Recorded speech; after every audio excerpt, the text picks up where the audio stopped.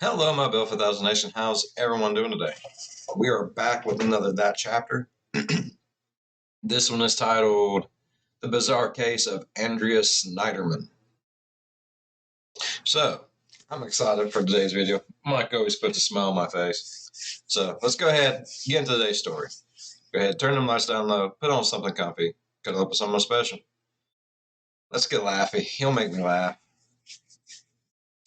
Yay!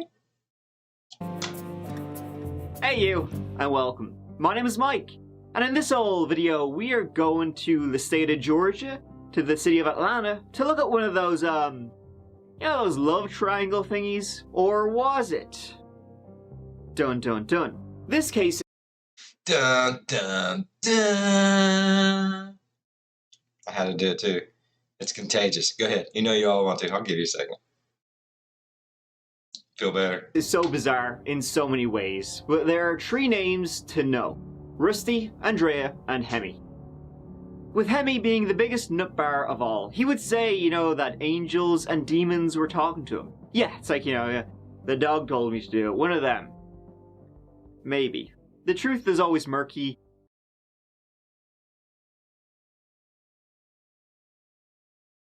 God told you to do it?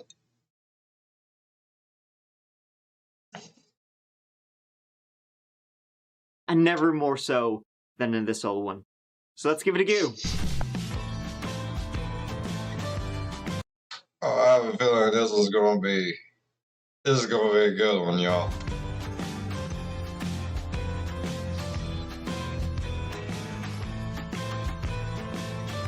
Hold up. That chick got some crazy eyes. Hold up. Right there. She got some crazy eyes. She does.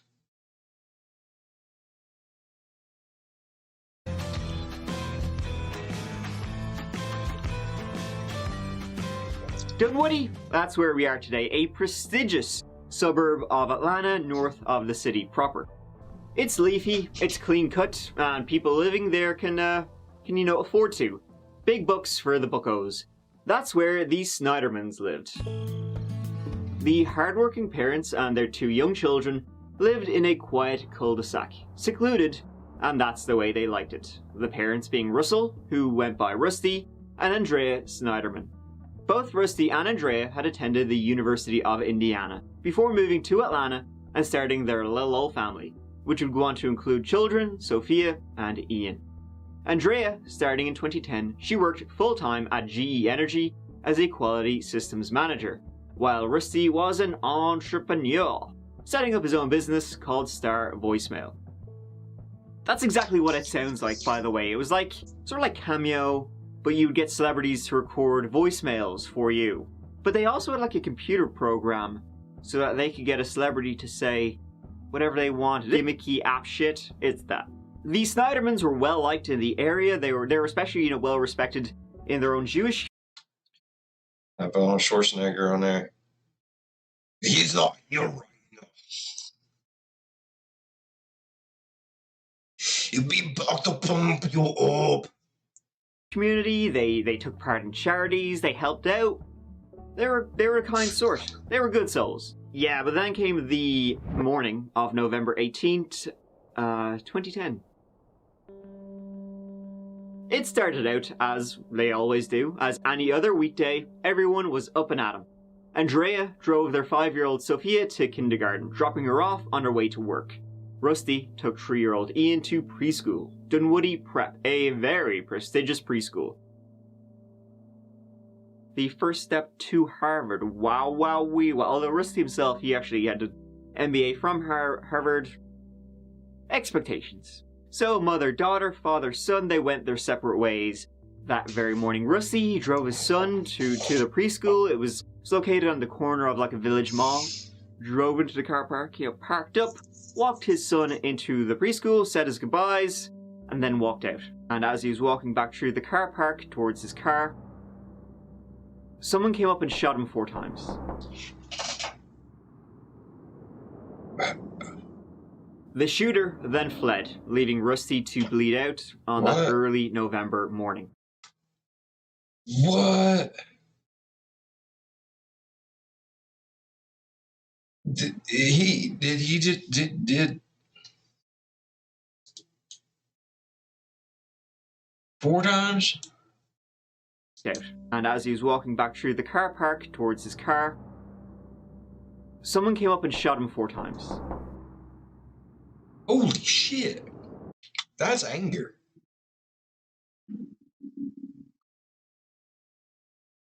Like, did they shoot him like in the back? There's like plop, plop, plop, plop. Yeah.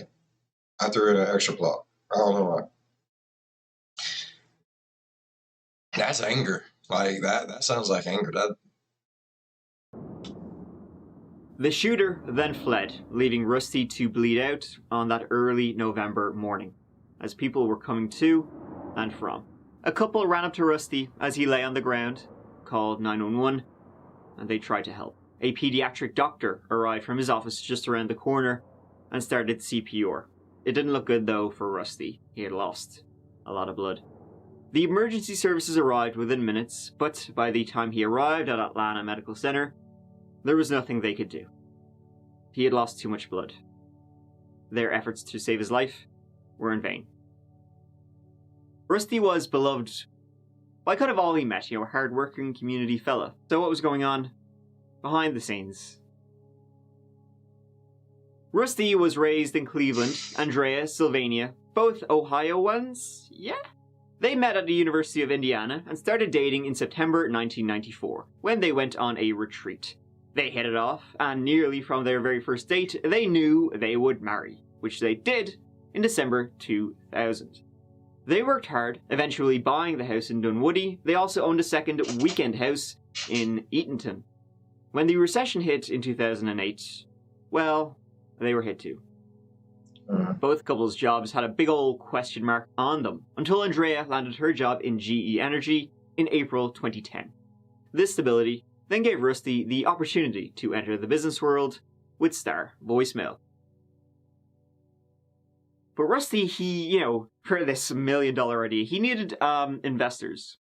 So did he meet some, shady ones? In fact, a week before he was murdered, right, get a load of this, Rusty called 911 from his home, saying there was a shady, suspicious character loitering about. This guy seemed to be in disguise, right? Obviously it worried Rusty enough to call 911. And he said this guy seemed to be packing iron. I think he has a gun in his back pocket, and now he's running away. I don't know who the hell he is, and I don't want him by my house. He was wearing a hat and earmuffs, black mustache. Weird guy with a gun hanging outside your house. A week later, you're killed with a gun. Coinkydink? As the investigation began, it became clear quick that Rusty's murder was a planned execution.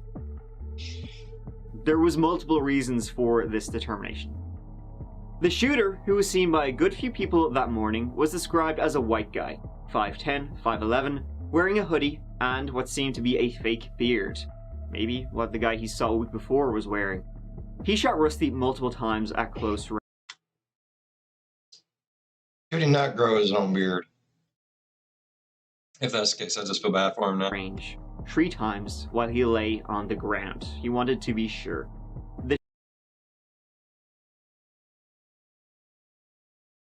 That's...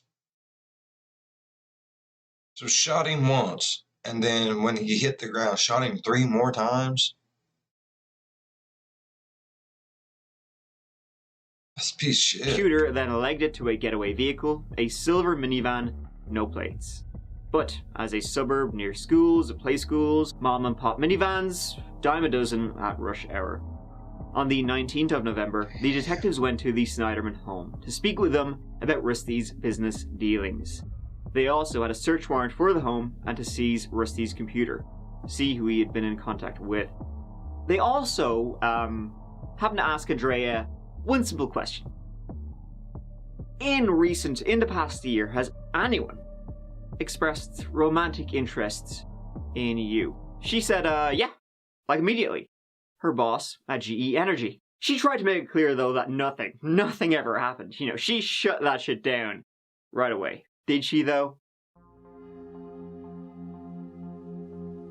Her boss was Hemi Newman, and he was arrested for the murder of Rusty on the 4th of January 2011, something he denied when he spoke with the police. You okay? You alright? It's unnerving. I hope I don't make it unnerving for you, because I am.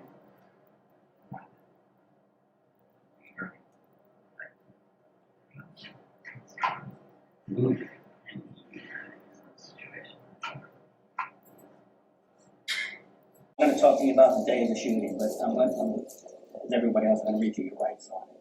Your Miranda rights. Well, you never know. I just want to talk to everybody about that day, and I'm asking everybody to be honest and truthful with me, and just recall the day as you remember. You don't have to worry. I don't think so. I'm not worried. You're fine. Listen, you're helping us. You got the information. You're flowing with it. I mean, for a guy that says, "What do I know?" You're giving me a lot. He's up to 5 pages already. Ask me about the car and Asking questions about Rusty and Andrew. I'm trying to get into their lives. I can't get into them without. I have to find out about them. The only way I'm going to find out about them is if I join them. Andrea's not at a point right now, I'll be honest with you. She's not at a point where I can just go talk to her and sit down with her. She's got so many emotions going on, and let's face it, you can probably tell her probably not the most congealed guy you want to talk to, but that's just the nature of the beast. I can't sit there and console her, and I'm not a rabbi, I'm not a therapist. I'm just somebody looking into why this happened to her family. She wants to know why her family is destroyed, why her kids don't have a father, why she don't have a husband. That's all she keeps asking. And I'm around asking all these people that they know, and they want to know, am I sus? What am I doing? Am I? Who knows? read them all. If I have to, yeah. Do what I got to do. Talk to everybody I have to, and it is. This is your waiver of rights. Having these rights in mind, I waive and give up these rights. You read them all, Miranda Bryce? Yeah, if I have to, it is what it is. I like this guy. That's a hell of a cop right there, man. I'm enjoying him. I can willingly make a statement. You willing to talk to me right now to help you find the person that did this to Andrea and her family? Yeah, but I'm not going to waive rights. I don't know where you're going with this. We're looking into what's happened on that day. I have these rights, and now you're saying that I'm waiving them. What does that mean? Here, having these rights, what I've just read to you, are you willing to give up these rights and willingly talk to me? Make a statement. Are you willing to talk to me? Okay, so why didn't you give me this an hour ago? Because I wanted to see what you knew. Did you know Andrea? Did you know Rusty? How well you know him? See where we're going with it. I don't know where you're going. That's just a conversation. This is a conversation. You have information. You know Andrea. You know Rusty better than I do. I met Andrea twice. The day of the shooting, and maybe the day of the funeral. Maybe Friday night before the funeral. Met them 2 times. And I've got a task ahead of me to find out who did this. Hemi, this is what we got. We got that van on video the day Rusty shot. And I swear, the more I look at you, the more I see the person inside that van. What do you think should be done to the person that shot Rusty? What do I think should be done to John Rusty? What kind of question is that? Damn straightforward. No, but why are you're sitting here accusing me of doing that? So And you say you believe, and you're sitting over there, and you say you believe that, and now you want me to answer a question.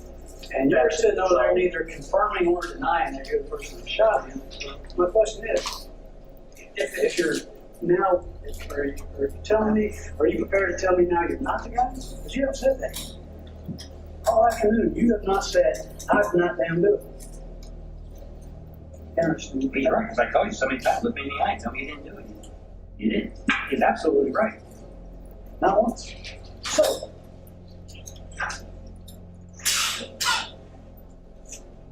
Look, you guys are you're crying me. the getaway car that morning.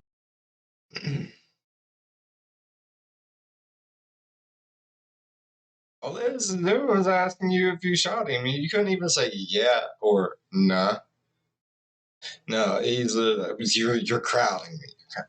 But did you shoot the motherfucker? No. Where was you? Somewhere. I wasn't there because I didn't do it. How hard is that? It's not that difficult. Dude was making it out to be 10 times more complicated than it needed to fucking be. Oh shit. A silver Kia Sedona was linked to him. It was a rental, something he rented the day before the murder and returned the day of. Inside, police found synthetic hair, probably from the fake beard. They believe this was definitely a targeted killing. The father of two, a Harvard MBA, gunned down right there in the... I wouldn't admit to shit either then. If it's tied to me, nope. I'm like, I plead the 5th, the 2nd, the 3rd, the 89. I don't give a shit. You pick a number, I'm pleading it. I want 6 lawyers. I don't want them shitty ones y'all gonna give me. I want some guns. Dunwoody Prep parking lot. So many questions here from the Dunwoody community. At this point, though, police say they still do not have a lot of answers to share. They will not tell us at the moment what they believe the... Oh, shit. I don't think I paid attention to that. That was in front of the daycare where he was dropping off his kid? Like, literally in that parking? I must have just out in the left field, just completely zoned out during that part. I mean, I heard the part about, parking. I don't... Oh... Did his poor little boy potentially see this? Like, was he in a window, like somewhere where he could see out the window and see his daddy on the ground?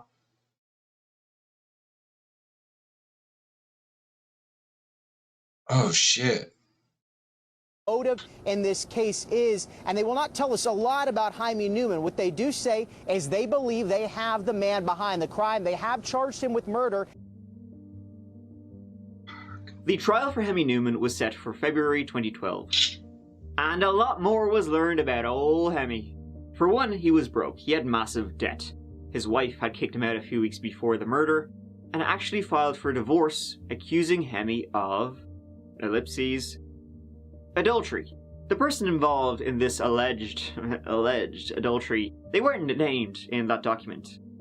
Doesn't take a genius to figure out who she was talking about, though. And so the trial began. First, Hemi pled not guilty, and then he pled guilty by reason of insanity. Andrea, as his employee, wink wink, she took the stand during the trial. She took the stand going against the advice of her own lawyers. And it would end up being... Okay, alright, hold on. So...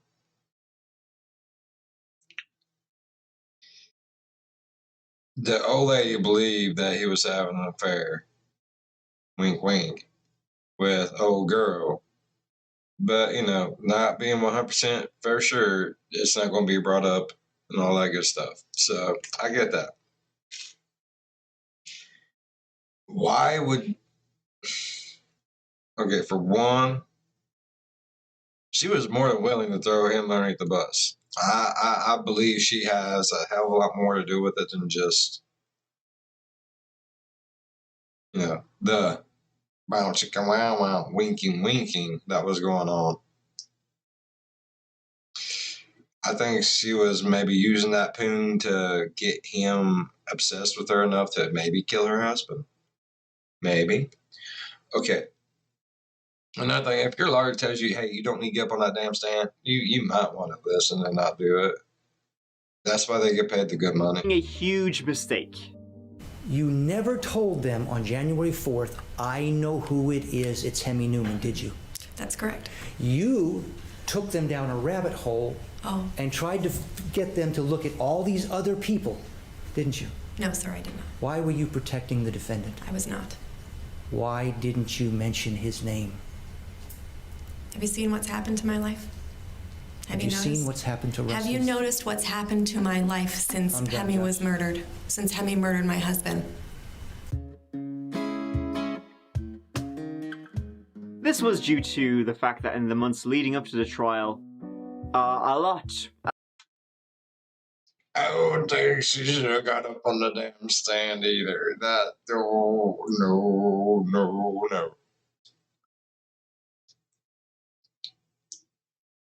She one of them people, alright? Oh, fuck. A lot had been learned about Hemi and Andrea. A lot. Both the prosecution and defense agreed there was more to their relationship than just, co-workers, employees. And so they dug. No shit did they friggin' dig. As part of Andrea's job in GE Energy, she would visit sites across America, and sometimes beyond too. She'd be out of Atlanta at least once a month, and not always alone. Now this part is all from the forensic psychologist, who interviewed everybody in the case, talking about 200 hours of interviews she conducted before the trial. She interviewed everybody, except Andrea, who refused to speak with her. It's a pattern of pushing him away, pulling him toward her, pushing him away, pulling him toward her. And the part that's dangerous about doing that at that time with Mr. Newman is that he was already delusional about his relationship with her. And when somebody is delusional, they're going to see things that are not there. Well, she was giving him signs that were there.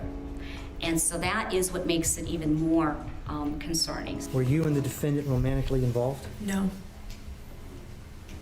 Hemi and Andrea would go on these trips together, and they got to know each other real well. The first trip they took together was to Melbourne, Florida, in May 2010, a month after she started working with him, 6 months before Rusty's murder. Then, a month later, in June, they took very coincidental. a trip together, work trip, to Virginia, and, after their day of work was done, they started opening bottles of wine and opening up to each other. Hemi was the son of a Holocaust survivor. His dad had been in Auschwitz, and obviously this had a huge impact on Hemi growing up. Hemi was sent by his father to a boarding school in Israel at a young age, and so he had some abandonment issues, something that would stick with him for his life. The relationship was not good at all, and Hemi would suffer abuse. These were all things that Hemi entrusted. Yeah, someone's not just going to tell you that shit without a certain level of trust. And I'm sorry,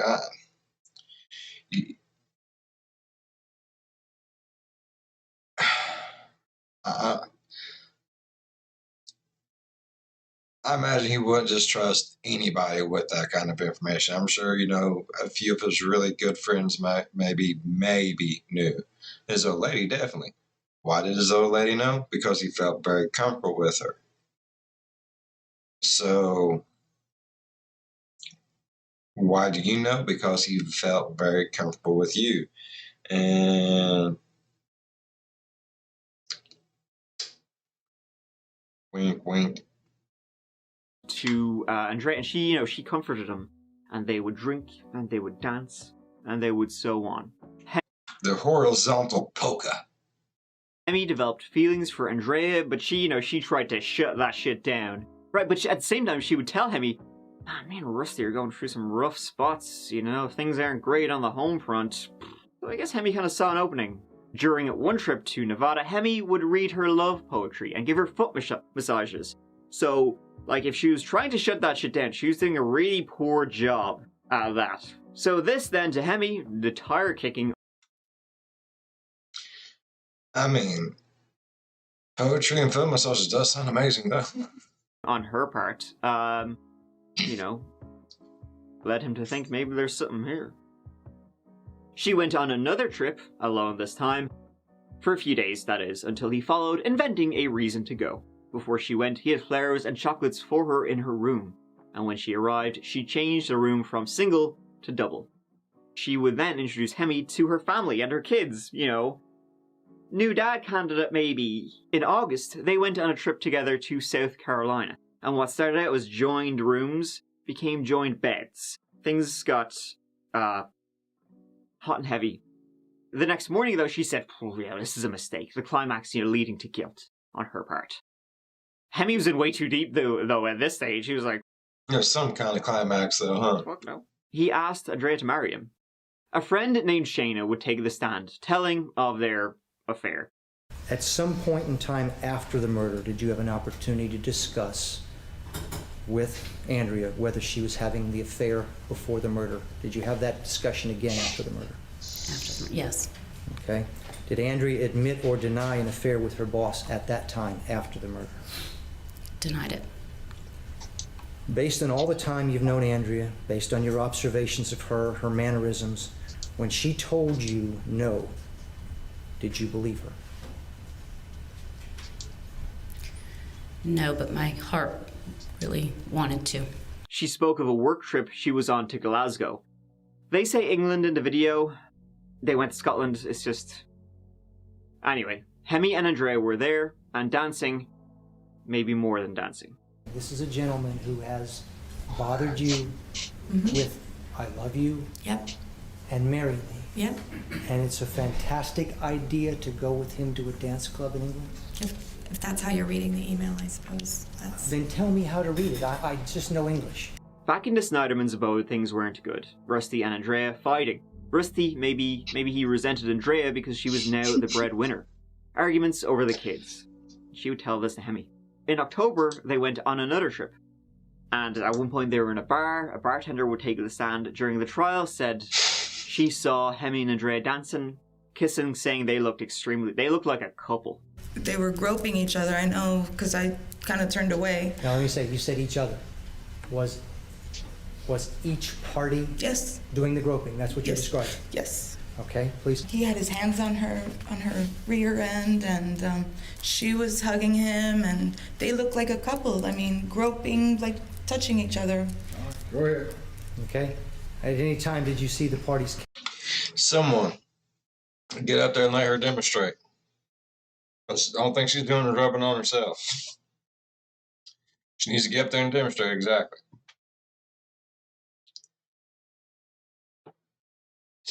She seems like she was very traumatized by seeing this. Yes. Yes, I did. In this case, when you're talking about alleged affairs and someone else's husband being murdered, I think people tend to think they saw a lot of things.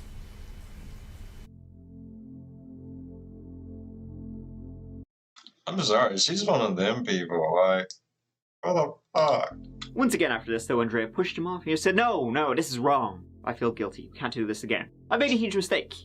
Again and again and again and again. Here's the crux, though, of all of this. Was this the trigger for Hemi? Was Hemi manipulated into killing Rusty? Hemi spent a lot of time with psychologists in the run-up to... I mean...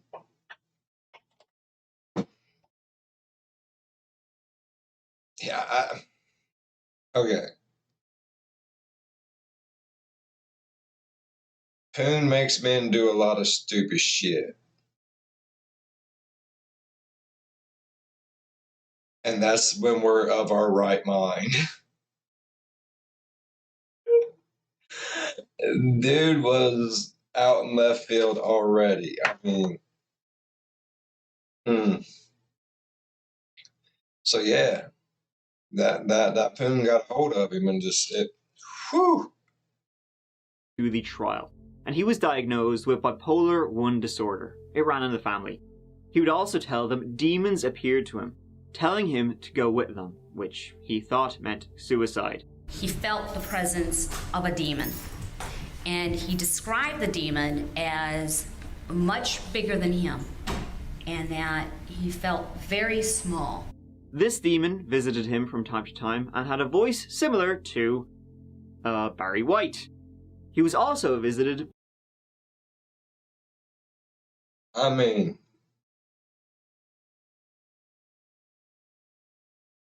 Okay. I guess if you're going to have a demon talking to you... See, I would want a Morgan Freeman-esque demon voice, you know what I mean? Like, if a demon is going to try to convince me to kill myself and come with it, It damn well better sound like Morgan Freeman. That's all I can say. By an angel from time to time, with a similar voice to Olivia Newton-John. The angel told him that Rusty and Andrea's kids were actually his and Andrea's kids, and that they were in danger, that Rusty hurt them. His belief was that he was having more than an affair with Andrea Sneiderman. He believed that he was the father of her children, and that his children were in danger. That's where this rescue delusion comes in. And that he was going to protect them by killing Mr. Sneiderman, and that he would then afterwards Damn, like she fucked us a world up, didn't she?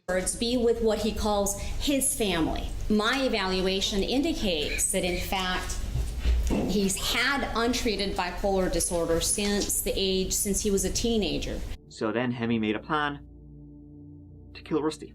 On Halloween, he bought a handgun and started out on a path that would lead to Rusty's death.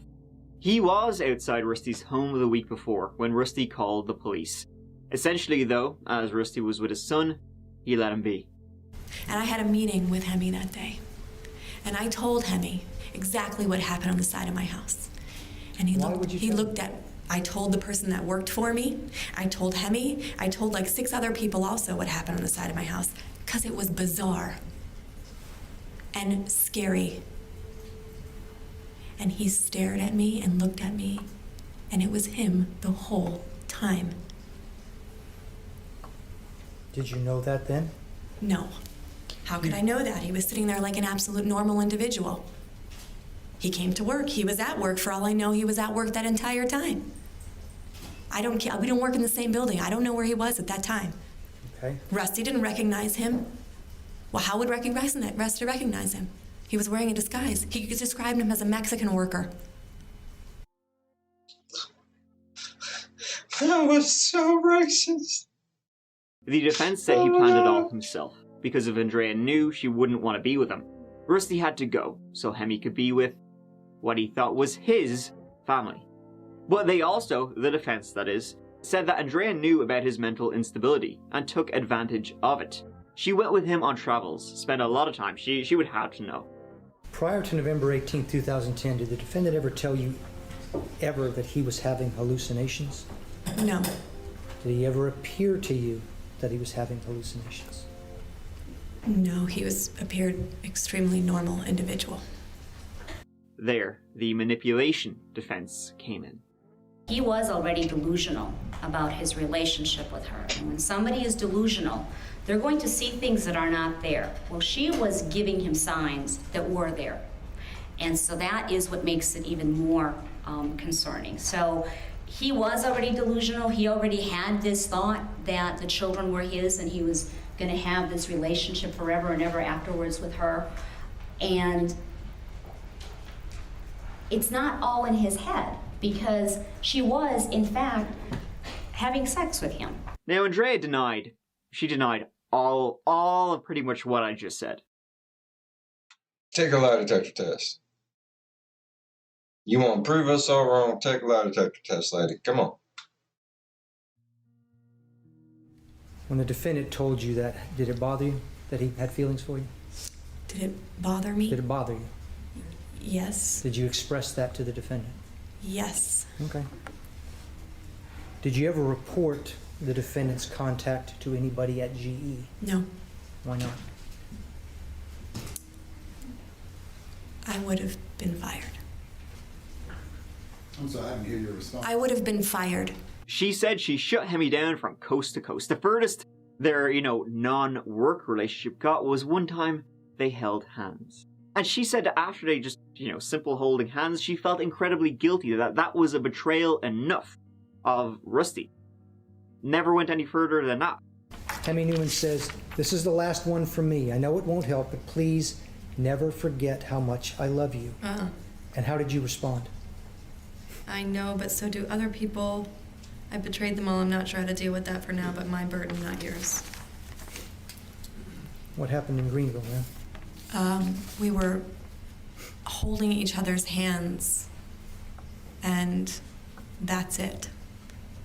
It may sound worse than it is, but to me, that was a betrayal.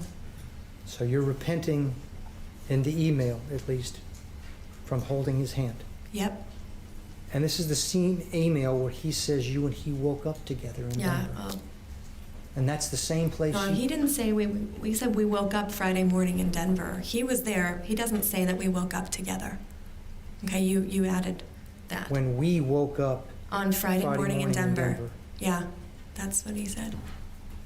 But she did say to a friend one time that if she was single, if Rusty was out of the picture, she'd be open to it. Then, of course, there was, you know.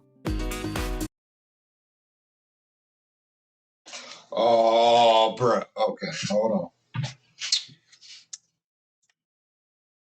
We got us an insurance dance. You know, we got prepared for this. Hold on.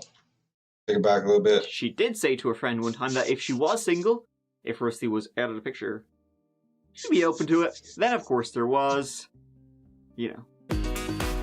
Rusty had a big 2 and 6 zeros of life insurance, something Andrea got 3 months after his death. The prosecution said this was enough for Hemi and Andrea to start a new life together. The prosecution also said that Hemi did. I wish it was a longer insurance dance. That's all I can say about it. Have bipolar disorder. He was never treated for it. He wasn't on any medication. He didn't have any psychiatrist. So. Hemi Newman, on November 18th, 2010, did not have the mental capacity to distinguish right from wrong at the time of the shooting. Andrea Sneiderman, master manipulator. I suggest to you that if you think for a second that Andrea Sneiderman did not know what she was doing, did not manipulate Hemi, did not suggest to Hemi, did not plant seeds to Hemi, then I don't think you're taking a reasonable look at the case. Well, she's lying because she knows that she put this in motion and manipulated Hemi to do this, and she knows that if Hemi's questioned, it's going to lead back to her. Duh. Hemi Newman killed Rusty Sneiderman because he wanted his... I think that's the first time I ever heard a damn lawyer say, duh. Wife, because he wanted his money, because he wanted his life. Period. That is not mental illness. So if he knew he was legally wrong, or if he knew he was morally wrong, he knew he was wrong.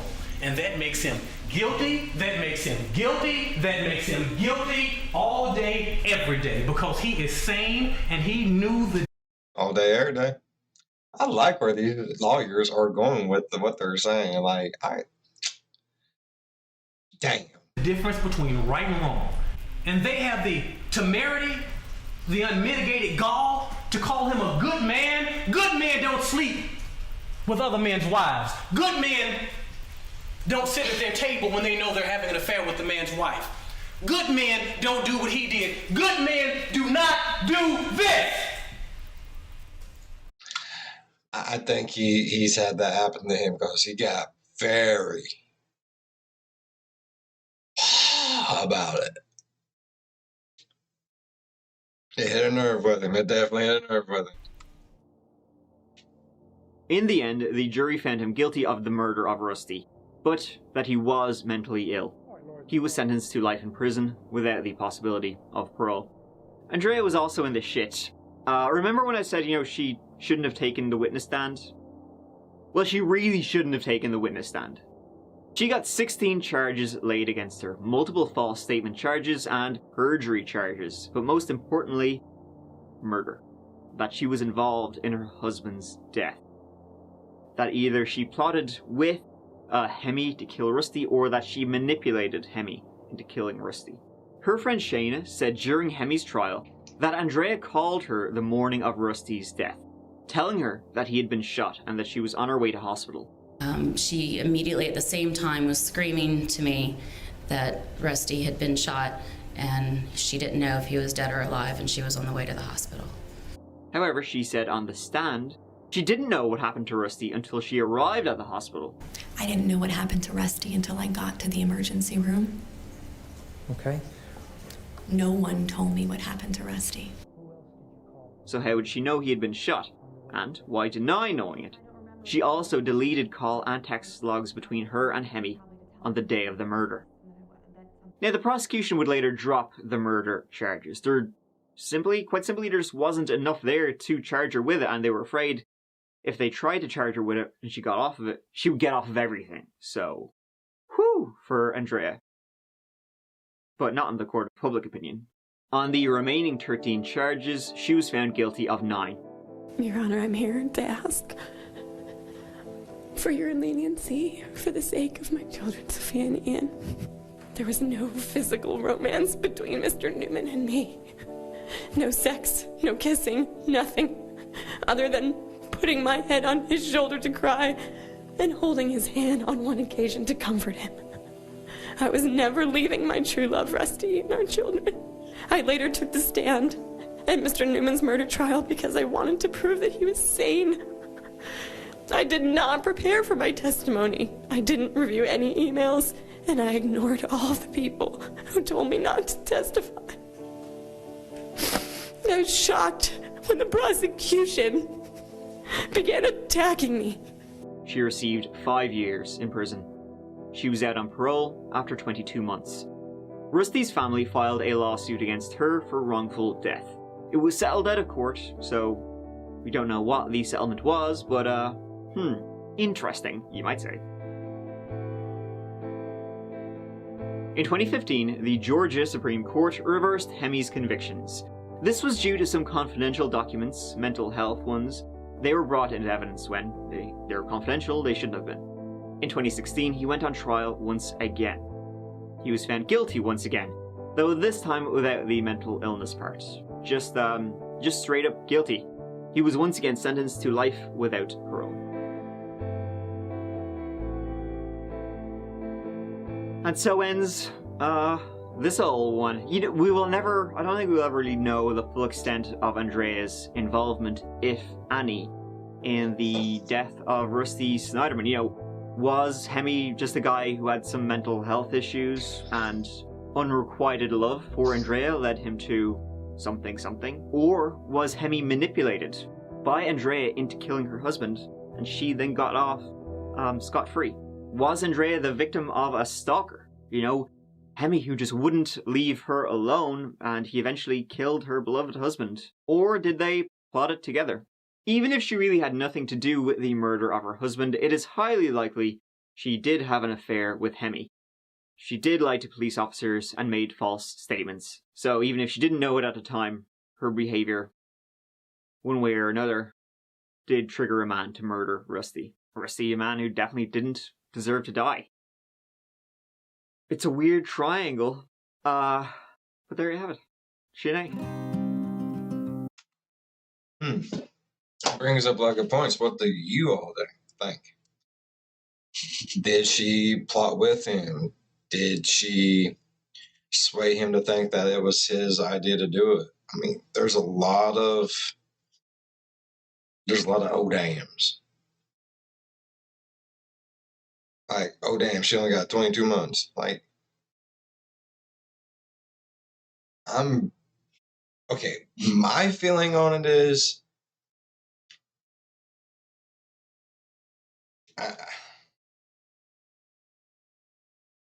she got used to the lifestyle, right? And then, Mike even said their jobs was questionable after whatever in 2008.